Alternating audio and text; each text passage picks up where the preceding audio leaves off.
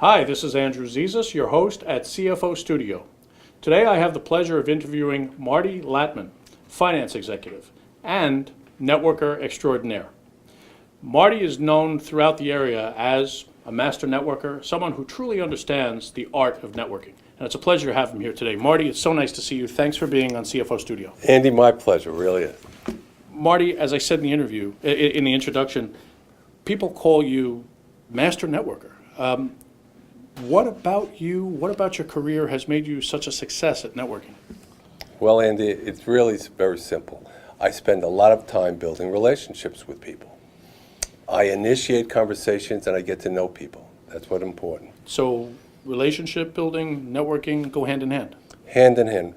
Networking is truly relationship building. A lot of people feel you have to get to know a lot of people in networking. That's important, but what's really is important is getting to know a lot of people who really get to know you. So it's not about who I know, but it's who knows me. Exactly.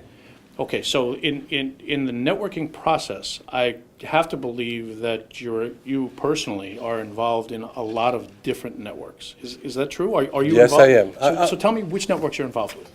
I'm involved in about 23 different networking groups.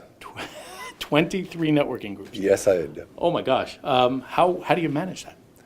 I'm very good at time management. I spend a lot of time meeting people. I have different networks. I have a professional network of my peers, people that I've worked with, and people who are currently in transition professionally. At the same time, I have the personal network, my friends, my family, people in different networking groups. And there are other different types of networks that combine the two. Wow, that's amazing. So I think I heard you say you've got different networks that are separate and apart, but somehow they're all connected together. That's correct. That's amazing. So let's talk about folks who are in transition. I've seen you in action. I've participated with you in various sessions and groups and networking events, and I've watched people who are in transition, both finance execs and others, gravitate to you for assistance. And I've seen you help people, but are you also helping people find jobs? Well, yes, I'd have to say I do. What I really do, though, is I make people focus, and I have them think what strategically they have to do to get through this period of transition. Get through a lot of the clutter. That's really what it's all about. When you're in transition, it seems you get short-circuited. You lose sight of really what your skill sets are and what's going on. And I help them come back, take a step back and say, this is what I'm all about. Let's think where we want to go. So I heard you talk about strategy while in transition. So you're helping not just finance execs, but other executives as well, think about their careers from a strategic perspective, the way they might have thought about their companies. Exactly. That's Wow. what it's all about. That's amazing. Tell me where people are going to network and where they should be going to network. From a networking standpoint, you could look at different places to go to. Today, alumni groups are really a hot topic to come back to different colleges, different alumni groups. There are lots of networking groups now. They're throughout the state. Every time you turn, there's another networking group. There's social media. You have LinkedIn, Facebook, Twitter. People have the Chamber of Commerce. Time we lose sight of that. There are seminars you could go to where you could network, family functions, charitable events. If you volunteer, another opportunity. Basically, you could network anywhere. You could network with man on the street. Exactly. And as networking has become more and more prominent, it appears that there are networking opportunities everywhere. Every day, everywhere. Wow. So tell me about your idea of a successful networker. What does it take to become successful at networking, whether you're in transition or otherwise? Be a giver. Be a giver. Help somebody else. Care for somebody else. There's payback is down the line. Pay forward. So pay it forward, give first. Exactly. Give first. For a successful networker, I've heard you talk about tool bag. Tell me what a successful networker, a dynamic networker, has in his or her tool bag. Well, the first and foremost thing they must have is a positive attitude. If you do not have a positive attitude, don't network. That's the bottom line. There are other different pieces of material you should have, like your own personal business card, an elevator pitch to explain who you are in a short 15-second a synopsis of this is what I'm all about. You go to these events, carry your own name badge, so it's bright and people could see who you are. Your resume. There's also what I call PARS V, which is little stories that talk about your history, where you've worked and there's been a problem. You've solved it. There was an action that you took. There was a solution. But most important, the value that you have added to that company. That's really important, to have these little stories and to show how what you have done has added value to the store, to the company. Very important. There's also a marketing profile of yourself and your references. Just keep them with you. References.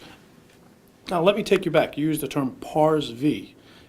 You explained it, but what's PARS V? What does that stand for? Problem, action, result, solution, and value. So the executive in transition should be prepared to present him or herself in that realm. Problem, action, result, solution, value. Exactly. That's an excellent approach. It's an excellent approach. From a networking perspective, what should a master networker know? Well, to be a master networker, you have to understand the challenges that are being faced every day. Discrimination exists. There's different types of discrimination. Discrimination. There's age discrimination, gender discrimination. In the job market on the executive level today, you're telling me execs have to be cognizant of this. Exactly. Wow. Exactly. Wow. There's also a situation where there is no longer loyalty among employers or employees. It's gone in today's environment. In either direction. Either direction. So job security, no such thing. Don't expect to work for a company for 10 years. It's Interesting. not happening anymore. There's also what you have to realize. There's an emotional roller coaster when you go through this, through networking. You always need a support system. People who could really counsel you, call it your inner circle. You also have to be able to manage your time. You asked me how many networking groups? Yeah. I'm very good at managing my time.